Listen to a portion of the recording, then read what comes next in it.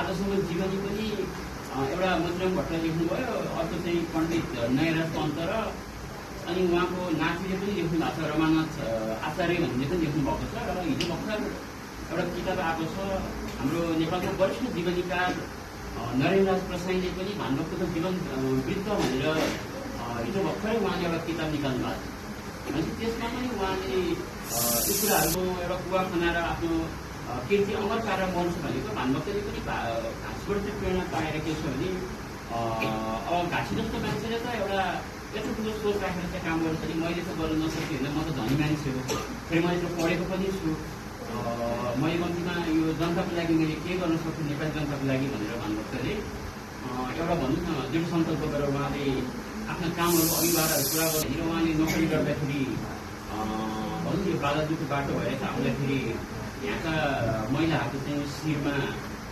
जस्तो फुलहरू चाहिँ पुरा भनौँ गुन्केसरी फुलहरू लगाएको देखेर उहाँले अब चपला अबलाहरू एक सुरमा भनेर उहाँले त्यसरी कवितात्मक शैलीमा लेख्नु भएकै छ।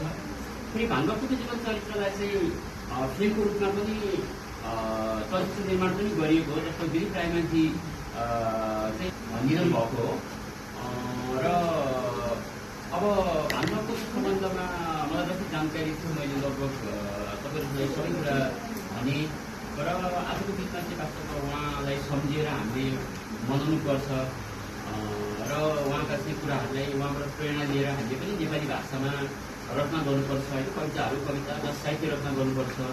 र विश्वभरि चाहिँ छरिरहेका चाहिँ 5 करोड नेपालीहरू जसले नेपाली भाषा बोल्दछन्, जबसम्म नेपाली भाषा रहन्छ तबसम्म नेपालको अस्तित्व रहन्छ। यो भाषा संस्कृति साहित्य भनेको चाहिँ देशको अस्तित्व राख्न पनि काम लाग्ने कुरा हो। यसरी मैले भानुभक्तको बारेमा समग्र कुराहरू तपाईँलाई अवगत गरेँ। आशा गर्दै म तपाईँ सबैजनालाई स्वागत पनि गर्न चाहन्छु। स्वागतम।